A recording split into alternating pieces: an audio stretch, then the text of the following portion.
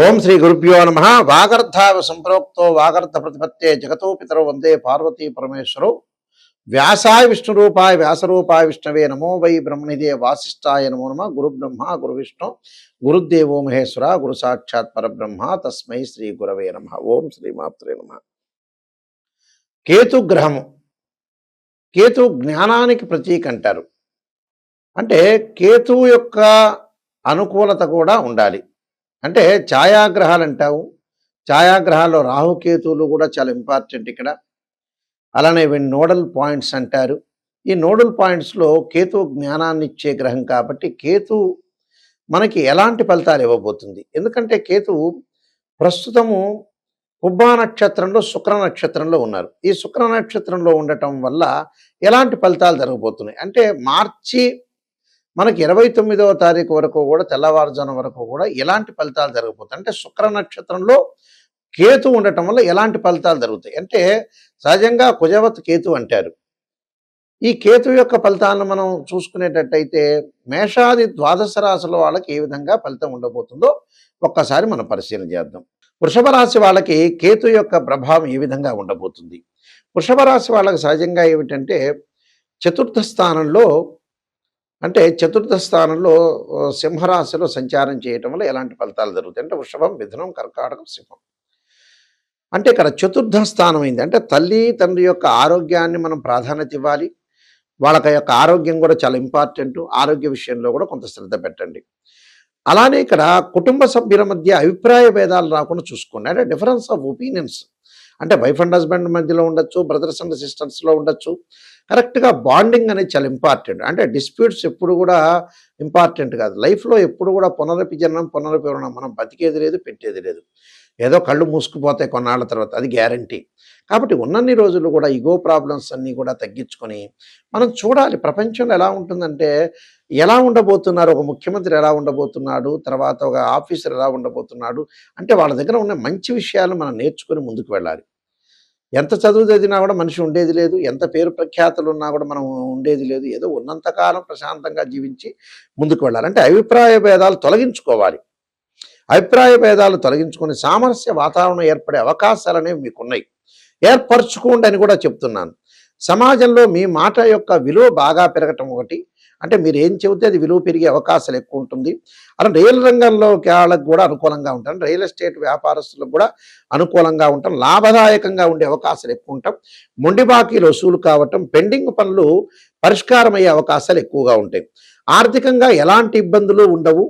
ఎలాంటి ఇబ్బందులు ఉండకుండా ఫైనాన్షియల్ పరంగా డెవలప్మెంట్ చెందే అవకాశాలు ఎక్కువ ఉంటాయి. కాబట్టి ఇక్కడ కోర్టు సమస్యలు కూడా పిత్రార్జితం ద్వారా వచ్చే సమస్యలన్నీ తొలగిపోతాయి.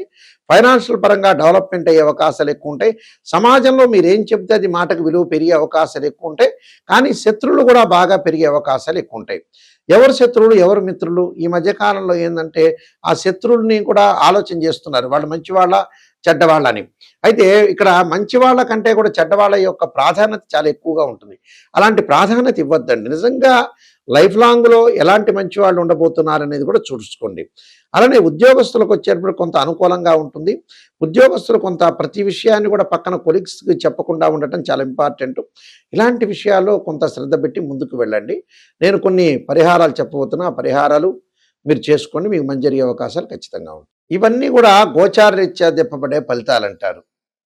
అంటే గోచారం కూడా ప్రాధాన్యత ఉన్నా బర్త్ చార్టు జన్మజాతకం చాలా ఇంపార్టెంట్. చాలామంది కూడా లైఫ్లో నాకేమీ జరగట్లేదు, ఫైనాన్షియల్ పరంగా ఇబ్బందులు ఉంటాయి, మ్యారేజ్ జరగట్లేదు, సంతానం కలగట్లేదు, ఒక వ్యాపారంలో నేను ఉండలేకపోతున్నాను, ఇల్లు కొనుగోలు చేయలేకపోతున్నాను చాలామంది చెబుతుంటారు సహజంగా. కానీ నిజం చెప్పాలంటే ఏమిటనంటే వాళ్ళు బర్త్ చార్ట్ను సరిగా అనుసరించకపోవటం అంటే ఏంటంటే జీవితం అనేది ఎప్పుడు కూడా మన చేతుల్లోనే ఉంటుంది. మన చేతుల్లో ఉండటం అంటే ఏంటంటే భగవంతుడి యొక్క అనుగ్రహం ఉండాలి. అలానే మన జాతక పరంగా ఏదైతే దోషాలు ఉంటాయో ఆ దోషాలను నివారణ చేసుకోవడం కూడా చాలా ఇంపార్టెంట్. దగ్గరికి వచ్చే వాళ్ళందరూ కూడా చాలామంది కూడా ఎందుకు పొరపాటు పడుతున్నారో నేను చాలా రీసెర్చ్ చేశాను. నేను 95 దగ్గర నుంచి ఆస్ట్రాలజీలో ఉన్నాను. అది MSc mathematics, MA astrology, MA English, MA Telugu. మా పూర్వీకులందరూ కూడా జ్యోతిష సిద్ధాంతులే. అయితే ఇక్కడ ప్రత్యేకంగా మా నాన్నగారు బ్రహ్మశ్రీ నాయకంటి కుమారస్వామి శర్మ దైవజ్ఞ అని ఇంటర్నేషనల్ ఆస్ట్రాలజరు, శ్రీశైలంలో ప్రధాన పురోహితులు కూడా పనిచేశారు. మన జీవితాన్ని నేను పిహెచ్డి చేశాను జ్యోతిష్యంలో. అంటే ఆస్ట్రాలజీ పరంగా ఎందుకు ప్రజలు ఇలా అవుతున్నారని ముందుకు వెళ్ళాను. అంటే ఆస్ట్రాలజీ అంతా కూడా మనం చూసుకునేటట్టయితే ఎందుకు జరుగుతుందనంటే స్వయంకృత అపరాధం. ఒక అమ్మాయికి పెళ్లి కావాలంటే, ఒక అబ్బాయికి పెళ్లి కావాలంటే వాళ్ళు కరెక్ట్‌గా జాతకం చూపించుకోలేకపోవటం, నెగెటివ్, పాజిటివ్ అని ఎంతకీ గురువుగారు పాజిటివ్ చెబుతున్నారా లేదని చూస్తున్నారు. కానీ పాజిటివ్ చెప్పడం వల్ల పెద్దగా ఒరిగేది ఏముండదు. మీరు 10 నిమిషాలు సంతోషిస్తారు. ఇక సంతోషించిన తర్వాత ఇంకో 10 సంవత్సరాల తర్వాత గురువుగారు చెప్పింది జరగట్లేదని అనుకుంటారు. స్వీయ లోపం పెరుగుట పెద్ద విద్య. లోపం ఎరిగిన వాడే పూర్ణుడవుతాడట. మనలో లోపాలను మనం సవరణ చేసుకొని ముందుకెళ్తేనే లైఫ్ అనేది ఉంటుంది. ఒక జాతకాన్ని చూపించుకునే ముందు మన జాతకంలో దోషం నా వివాహం కావట్లేదు, సంతానం కలగట్లేదు అనంటే జాతకంలో 100% దోషం ఉన్నట్టే గుర్తుపెట్టుకోండి. ఏ జ్యోతిష్యుల దగ్గర చూపించినా చూపించకపోయినా మీ జాతకం అనేది, ఇప్పుడు ఒక డాక్టర్ దగ్గరికి వెళ్ళాం. ఆ డాక్టర్ దగ్గరికి వెళ్ళినప్పుడు షుగర్ వచ్చింది అనంటే శరీరంలో ఇన్బ్యాలెన్స్ తప్పినట్టే. బీపీ వచ్చిందంటే బ్లడ్‌లో తేడా వచ్చినట్టే. అలానే జాతకంలో వివాహం కాలేదు, సంతానం కలగట్లేదు అనంటే జాతకపరంగా దోషం ఉన్నట్టే. అది గోచారరీత్యా కాదు. గోచారం అనేది ఏందంటే సహజంగా నేను పదే చెబుతున్నా. ఒక చెట్టు ఉంటుంది. ఆ చెట్టుకు వేళ్ళు ఉన్నది బర్త్ చార్ట్. వేళ్ళంటే చాలా ఇంపార్టెంట్ అక్కడ. వేళ్ళ తర్వాత కాండం ఉంటుంది. కాండం తర్వాత కొమ్మలుంటాయి. ఆ కొమ్మల తర్వాత ఆకులుంటాయి.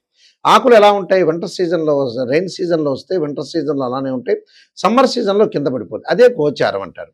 గోచారం ఇంపార్టెంట్ కాదు. ఎప్పుడు కూడా birth chart, name, date of birth, time, place of birth తీసుకొని D16 చార్ట్స్ అంటే 16 లగ్న కుండల్ని మనం చూస్తేనే జాతకం తెలుస్తుంది. ఎలా పడితే అలా జాతకం తెలియదు. మ్యాథమెటికల్ క్యాలిక్యులేషన్ కూడా చాలా ఇంపార్టెంట్. ఎప్పుడు కూడా జీవితంలో మనిషి బాగుపడకపోవడానికి కారణం ఏంటంటే ఫస్ట్ స్వయంకృతాపరాధం.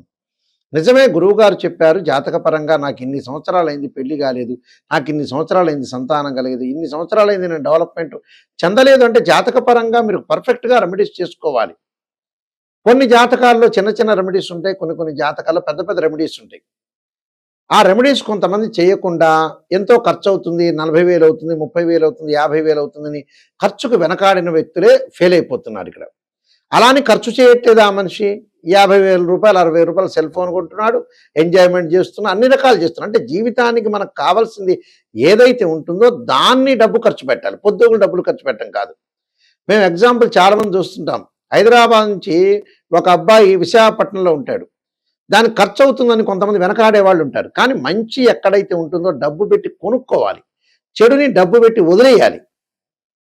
అలాంటివి మన వాళ్ళకి చేత కావట్లే. చాలామంది కూడా మేము రీసెర్చ్ చేస్తే ఎందుకు లైఫ్‌లో వీళ్ళు పొరపాటు పడుతున్నారు, నిజంగా అసలు ఎందుకు వీళ్ళని బాగు చేయాలనే ఒక నేను ఆలోచన చేస్తుంటాను. అంటే మా ఫాదర్ గాని, మేము గాని గతంలో డిస్కషన్ చేసేవాళ్ళు. ఎందుకు డెవలప్‌మెంట్ కాలేకపోతున్నారంటే నిజంగా జాతకపరంగా కొంతమంది ఏం చేస్తారంటే మొండిగా ఉండటం, ఒక వృత్తి ప్రొఫెషన్‌లో ఆస్ట్రాలజీ పరంగా వెళ్ళాలంటే అలా చేయలేకపోవటం, ఏదో వాళ్ళకిష్టం వచ్చిన వృత్తి చేయటం, ఇష్టం వచ్చినట్టుగా రాజకీయంలోకి ఇప్పుడు ఎలక్షన్స్ వస్తున్నాయి. ఎలక్షన్స్‌లో వద్దు అనంటే రాజకీయంలో పోటీ చేయటం, డబ్బులు పోగొట్టుకోవటం. కొంతమంది బాబు ఈ ఇల్లు కొనుక్కోండి, మీ దగ్గర డబ్బులున్నాయి, ఇల్లు కొనుక్కోండి అని చెబితే కొంతమంది కొనుక్కోలేకపోవటం. ఎందుకంటే సలహాలు అనేది చాలా ఇంపార్టెంట్ ఇక్కడ లైఫ్‌లో. ప్రతిదీ కూడా ఆస్ట్రాలజికల్‌గా అనుసరించి ఆస్ట్రాలజీలో ఏముంది, మ్యారిటల్ స్టేటస్ కానీ, అలానే మనకి చిల్డ్రన్స్ కానీ, ఇన్కమ్ గ్రోత్ కానీ, ఎంప్లాయ్మెంట్ కానీ, అలానే ఫైనాన్షియల్ స్టేటస్ కానీ, అలానే ఏదైతే ఇళ్ళు కొనుగోలు చేయాలన్నా, ల్యాండ్స్ కొనుగోలు చేయాలన్నా, హెల్త్ పరంగా ఉండే విషయాలు కానీ చాలా జాగ్రత్తగా అనుసరించి లైఫ్‌లో ముందుకెళ్ళాలి. ఎక్కువ కాలం చాలామంది కూడా ఈ మధ్యన ఎక్కువ కాలం బతుకుతున్నారు అనుకుంటున్నారు. పాత వాళ్ళంతా 80, 85, 90 అలా బతికారు. కానీ లైఫ్ అనేది ఎలా ఉంటుందంటే 50 ఏళ్ళు, 55 ఏళ్ళు కాగానే ఆ లైఫ్‌లో అతను ఆరోగ్యపరంగా ఇబ్బందులు రావటం, బీపీ రావటం, షుగర్ రావటం. చూడండి, ప్రతి 10 మందిలో ఎక్కువ మంది షుగర్ ఉంటుంది. చాలామంది ఇంట్లో షుగర్ లేకపోయినా ఒంట్లో షుగర్ గ్యారంటీగా ఉంటుంది. అంటే లైఫ్ అనేది గ్యాస్ ట్రబుల్ రావటం. అందువల్లే పాత రోజుల్లో చిన్నప్పుడు వివాహం చేసేవాళ్ళు 24, 25కే చేస్తే ఖచ్చితంగా తండ్రికి 78 ఏళ్ళు వచ్చేటప్పుడు 53 ఏళ్ళ కొడుకుండేవాడు. అవన్నీ అనుసరించాలి కొన్ని విషయాలు. అంటే మనం ఎక్కడ తప్పు చేస్తున్నాం, ఎక్కడ మిస్టేక్ చేస్తున్నాం అనేది అనుసరించండి. అనుసరిస్తే 100% వాళ్ళ యొక్క జీవితం అనేది ఖచ్చితంగా ఉంటుంది. అందువల్ల ఆస్ట్రాలజీ పరంగా నిజంగా రెమెడీస్ ఏంటి? నిజంగా ఏం చేయాలి? కొంతమంది చెబుతుంటారు రకరకాలుగా ఈ మధ్య కాలంలో. ఉప్పు దీపం పెట్టండి. అసలు వాస్తవంగా శాస్త్రంలో లేదు. వేదంలో ఎక్కడా లేదు. ఉప్పు దీపం పెట్టండి, ఆ కొబ్బరికాయ ఇక్కడ కొట్టండి, అన్నదమ్ములుంటే ఈ సంక్రాంతికి ఇది చేయండి. ఇవన్నీ కొంచెం ఫూలిష్‌నెస్ మాటలు చాలామంది వింటుంటారు ఈ మధ్యన. అంటే డబ్బులు ఖర్చు చేయలేని విషయాలు వింటుంటారు. అలాంటివి కాదు. నిజంగా కొన్ని జాతక పరంగా చిన్న చిన్న మంత్రాలు చదువుకునేవి ఉన్నాయి.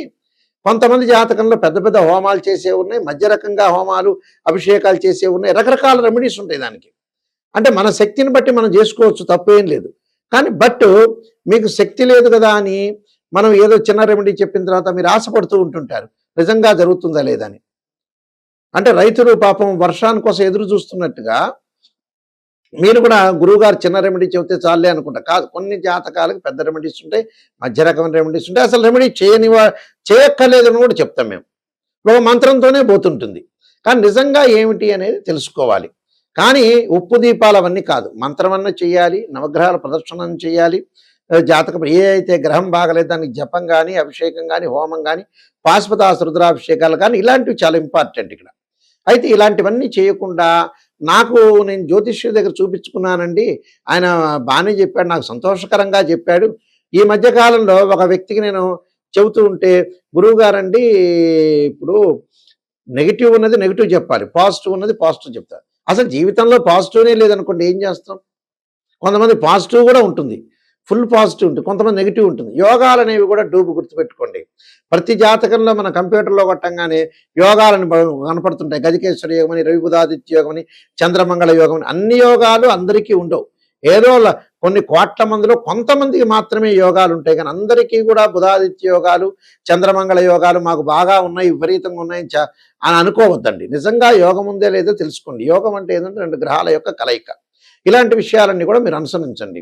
అయితే www.nayakanti.com, www.nayakanti.in చూడండి. నేను 15 పుస్తకాలు రాజమండ్రి మోహన్ పబ్లికేషన్ వాళ్ళకి రాశాను. నేను కాలసర్పయోగము, కాలసర్పయోగ చంద్రిక, రాహుకేతులు, ఛాయాగ్రహాలు, అలానే పుత్రగణపతి వ్రతము, స్వప్నశాస్త్ర ఫలదీపిక, అలానే వివాహ మార్తాండము, జాతక చంద్రిక, బృహత్ పరిహార సింధు, ఇలాంటి నెంబర్ ఆఫ్ సర్వదేవతా గోత్ర పౌరులు పార్ట్ 1, పార్ట్ 2 ఇలాంటి నెంబర్ ఆఫ్ ఆస్ట్రాలజీ బుక్స్ అన్ని కూడా రాశాను. ఆ బుక్స్ కూడా మా దగ్గర దొరుకుతాయి. కావాలంటే రాజమండ్రి మోహన్ పబ్లికేషన్ వాళ్ళు కూడా మీరు సంప్రదించవచ్చు.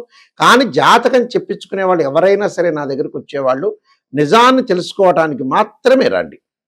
ఎందుకంటే మిమ్మల్ని నేను బాగు చేసే స్థితికి రావాలి, మిమ్మల్ని సేవ్ చేయాలి. సేవ్ చేయకుండా కేవలం పొగిడేటట్టయితే జాతకం చెప్పించుకోవడం దండగా, ఓపెన్గా చెబుతున్నాను. మీ కన్సల్టింగ్ ఫీజు కూడా దండగే. నిజం తెలుసుకోండి. నిజం తెలుసుకొని ఆ చిన్న మంత్రంతో పోతుందా, లేకపోతే ఓ టెంపుల్ సంప్రదించాలా, లేకపోతే నిజంగా హోమం చేయాలా, నిజంగా యాగం చేయాలా, అసలు నిజంగా తగ్గుతుందా లేదా, లేకపోతే వేరే దశల్లో కూడా జీవితం అనేది మారుతుందా అంటే ఇన్ని రకాల అనాలిసిస్ చేయాలి. అనాలిసిస్ చేస్తేనే లైఫ్ అనేది బాగుంటుంది. అందువల్ల నిజాన్ని తెలుసుకుని, నిజం అనేది నిప్పు లాంటిది. సత్యం ఎప్పుడూ కూడా సత్యంగానే ఉంటుంది. అసత్యం ఎప్పుడైనా 10 ఏళ్ల తర్వాత అయినా బయటపడేది. ఈరోజు కాదు, రేపు కాదు, ఎల్లుండి కాదు, ఖచ్చితంగా బయటపడుతుంది. కాబట్టి మీ అందరికీ కూడా తప్పకుండా మంచి జరగాలని, శ్రీ పరమేశ్వరుడి యొక్క కరుణాకటాక్షం ఉండాలని ఆశిస్తూ సర్వే జనా సుఖినో భవంతు.